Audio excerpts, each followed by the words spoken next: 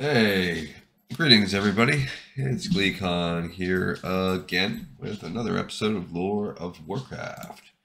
On our last episode, we looked at another one of those weird Dungeons and Dragons side things. Just saw a couple. It's called Magic and Mayhem, so it was a few extra spells and a lot of technology with some Steam Knights, which would have been cool. On our other side lore, last thing I did, I think it was a Chronicles. Yeah, we looked at just wrapping up Warcraft 3, the whole Kultiris, Dalen Proudmoore thing. And in Cycle of Hatred, we saw a poor orc get jumped, killed. So we're going to continue. So stay a while and listen to Chapter 6 of Cycle of Hatred.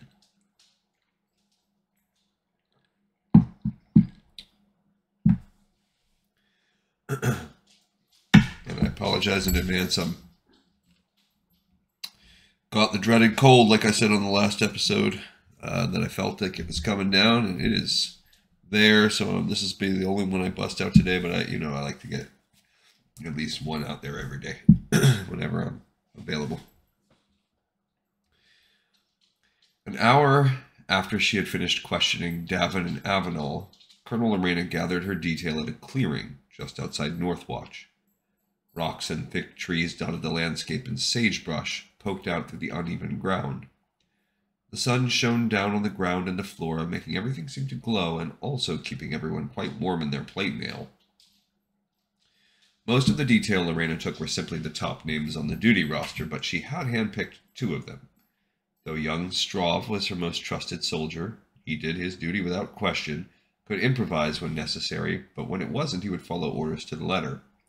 He could also follow anyone without losing them or letting his prey know he was there.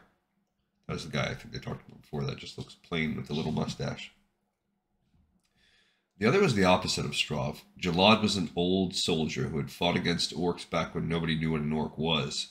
Rumor had it that he had trained Admiral Proudmoore, though Lorena put very little stock in that one.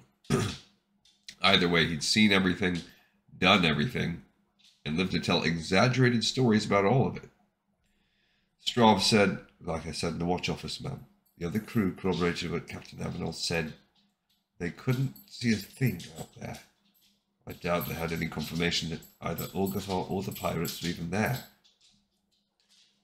And if they were, another soldier, a veteran named Paolo, added, they weren't no shame to be helping nobody. Seals I talked to was scared when they spoke of it. Mal, who'd served in Azeroth's navy years ago, nodded. Can't blame them. Fog's the worst. No way to get your bearings. Usually best to just drop anchor till it passes. Surprised they didn't, truth be told. What does it matter? That was Jalad. Lorena frowned. What do you? Them orcs decimated Admiral Bradmore's fleet. You're one of the finest men ever to draw breath. If it were me in charge of Admiral's boat, I'd been helping the pirates.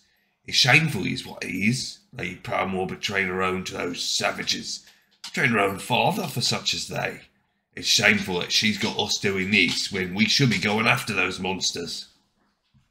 Everyone shifted uncomfortably on their feet at those words. That is, everyone except for Lorena, who unsheathed her sword and put the point right at Jalad's throat. The old man seemed surprised at that, and his blue eyes grew wide with fear, even under the folds of wrinkly flesh that covered his face. Speaking in a low and dangerous tone, Lorena said, Never speak ill of Lady Proudmoore in my presence again, Sergeant. I don't care who you served or how many trolls and demons you've killed. If you ever even think such thoughts about Lady Proudmoore, I will tear you open stem to stern and feed the pieces to the dogs. Do I make myself clear? Strav stepped forward. I'm sure the sergeant meant no disrespect to Lady Proudmoore, ma'am. Of course not. Jalad's voice was shakier now. I ain't got nothing but respect for her, ma'am. You know that. It's just... Just what? Jalad swallowed, his Adam's apple butting up against Lorena's sword point. It all can be trusted is all I'm saying. That wasn't all Jalad was saying, but Lorena lowered her sword anyhow. Jalad's decades of service earned him the benefit of several dozen doubts, but those words were very much out of character for a man who'd eagerly served under Lady Proudmoore for years now, going back to the days before Arthas turned. Indeed, had it been anyone else, she would not have bothered with the warning and would have gone straight to the disemboweling. Sheathing her sword, Lorena said, "Let's head back to the dock. We've got a long trip home." As they marched back toward the docks where their transport ship was berthed, Lorena wondered what was going on. She'd been a soldier for all of her adult life. The youngest of 10 children and the only girl, she'd wanted to be a soldier just like her brothers and father. She'd even convinced herself that she was a boy right up until she reached her 13th summer and her body forced her to confront the reality that she was female. She was so skilled with the sword and shield that her father overcame his reluctance and sponsored her application to join the Kultira City Guard.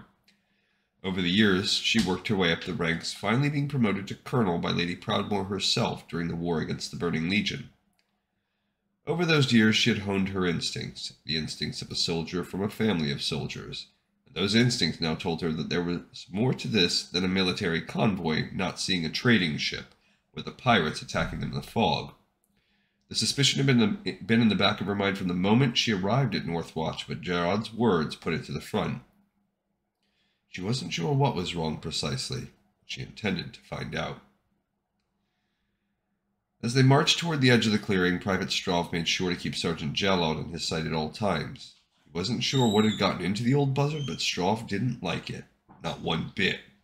It was one thing to complain about the orcs. That was to be expected given the history, though Straub himself generally thought of the orcs as victims of demonic influence. It made as much sense to hate them as it did Medivh, and he was revered as a hero despite what the demons did to him. Still in all, he could see why some might view the orcs with animosity, but Lady Proudmoore?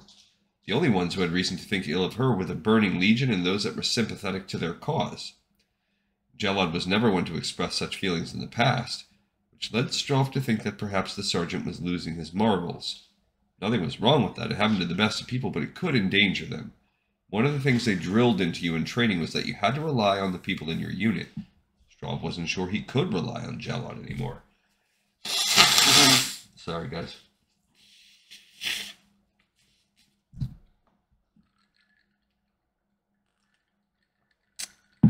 So intent was he on keeping the sergeant in his sight line at all times, Straub was slow to pick up on something he should have noticed earlier. The trees and rocks, along with some storage sheds used for Northwatch, provided an almost circular border. As they neared the circle's edge, Straub saw 4 figures in cloaks, hiding behind the storage sheds, the trees, or the rocks. They were well concealed, but Straub had a keener eye than most. "Ambush!" At Straub's cry, all 7 of them got into a fighter's crouch and unsheathed their swords. Simultaneously, 7 figures, Straub had missed 3 of them, leapt out from cover. The figures were massive, their cloaks doing an inadequate job of hiding the fact that they were orcs, though doing a fine job of hiding any distinguishing features they might have had. Straub noticed something else as he parried the club that was swinging toward his head. The cloaks had an emblem on the breast of a sword on fire. That was familiar to Straub, but he couldn't take the time to follow up on the thought just at the moment, as the becloaked orc was doing everything possible to end Straub's life. The orc swung the club thrice more, and all 3 times Straub parried, but on the 3rd, he also stepped in and kicked the orc in the stomach. Not expecting such an attack, the orc stumbled and Straub thrust at it with his sword. However, the orc had the wherewithal to block the thrust with his club. Unfortunately for the orc, this put Straub on the offensive. He kept coming with different thrusts and strikes, hoping to catch the orc unawares, but his foe was well trained and had amazingly fast reflexes. He was now ready for additional kicks or punches Straub might deliver. Many humans Straub knew relied wholly on their weapons to fight, but Straub had always preferred to use his entire body. Straub thrust low, hoping that the orc would parry low enough to open up for a strike to the head. However, the orc anticipated and only held the club with one hand, the other hand raised and protecting its face. So Straub kicked down at the orc's leg. The kick wasn't hard enough to break any bones, but the orc stumbled and waved both arms to keep its balance. That gave Straub the opening he needed to run the orc through the chest.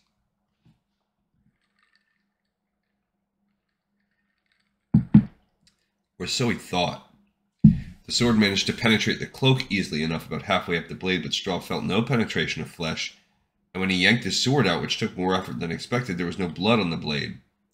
Straub gritted his teeth, refusing to let his surprise at not scoring first blood distract him from his foe, who was now standing steady once more. Taking a deep breath, Straub moved in and refused to let up. He swung at the orc's neck, which was blocked, then immediately went for the stomach, then the neck again, then the legs. His arms were a blur as he pushed the orc back farther and farther, giving no quarter, barely giving his foe sufficient time to even parry, and hoping that sooner or later that parry would not come. Suddenly a sword blade seemingly came out of nowhere and slashed at the orc's head. The cloak was rent by the blade, and half of it fell off to reveal the angry green face of a male orc. His left tusk had that burning sword emblem engraved in it. The blade in question belonged to Colonel Lorena.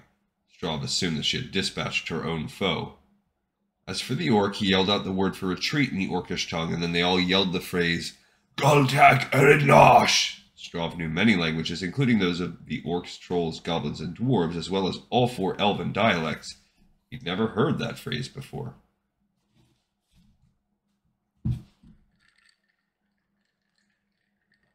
His foe now running away, Straub turned to see that Ian and Mal were down. The former dead with his throat ripped open, the latter alive but with a leg injury, but besides himself, Lorena, Jalad, Paolo, and Cly were uninjured.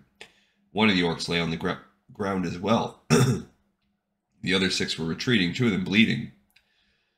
Straub, Cly, give chase, Lorena said as she ran toward Mal. Cly was the most brutal fighter in the detail. Straub noted that his fellow private had a great deal of orc blood on his sword. You were able to strike flesh? Straub asked as they ran in the same direction as the remaining 6 orcs. Nodding, Cly said, Only when... Oh, that was the wrong voice. Only when I got the head of the neck. It's like their bodies were made out of smoke or something. The figures had all gone through one of the overhanging willow branches that almost served as a wall. Only a few paces behind, Cly and Straub ran through to find nothing. Of the orcs there was no sign. Even the blood trail of the 2 injured ones was gone. The ground was visible for half a league. It was impossible for the orcs to have gone from sight in the time available. Straub stopped short and took a deep breath. You smell that? Cly shook his head. Sulphur and spices. Time, I think. Sounding confused, Cly asked, So? Magic, which also explains why they couldn't be stabbed. An almost manic gleam in his eye, Cly asked, Demons? Pray not. Straub shuddered. Cly was but a youth, a recent recruit who had been too young to fight the Burning Legion. His eagerness to fight demons was that of one who had never had to fight any. Turning, Straub ran back through the leaves toward Lorena, Cly on his heels. The colonel was kneeling by Mal, along with Paolo, the latter binding Mal's wounds. Upon seeing Straub and Cly, she got to her feet and angrily asked, What happened? They disappeared, ma'am, completely, even their blood trail. And as the stink of magic. Lorena spat. Damn it! She let out a breath through her teeth and pointed at the cloak on the ground. But that figures. That one won't be questioned, it seems. Looking closely, Straub saw that the cloak was flat on the ground.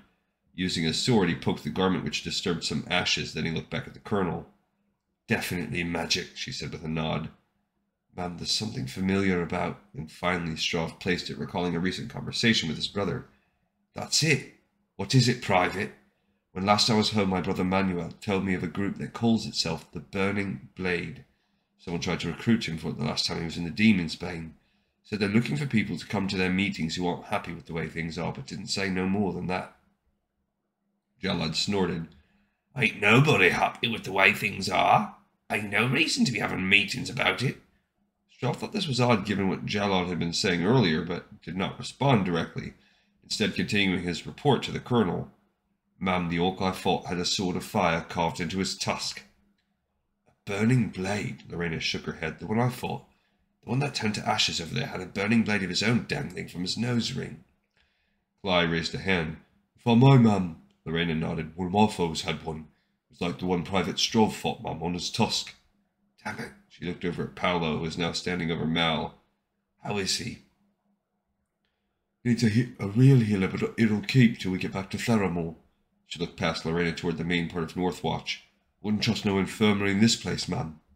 Through gritted teeth, Mal said, Second that, ma'am. Fine. Sheathing her sword without wiping it down, Straub assumed she'd do it once they were underway in the boat. Lorena started toward the docks. Let's get to the ship and give him some of my whiskey to ease the pain when we board. Smiling raggedly, Mal said, The colonel's a generous woman. Giving the corporal a half-smile in return, Lorena said, Not that generous. Just 2 fingers and no more. That stuff's expensive. Paolo signaled to Cly, and the two of them picked Mal up, keeping his wounded leg steady while they carried him, each on a side toward the docks. Strav, meanwhile, picked up Ian's bloodied corpse. Lorena said to them as they walked, "Private, as soon as we're back in Theramore, I want you to talk to your brother. I want to know everything possible about this burning blade." "Yes, ma'am." Alright, so that's a promising development in the story. They're starting to get on to the fact that there is a burning blade doing some of this stuff. And now we see orcs in the burning blade as well. Okay, thank you everyone so much. I appreciate you for giving me your time. And I hope that you enjoyed this episode of Lore of Warcraft. Because it's now in the pipe. 5x5.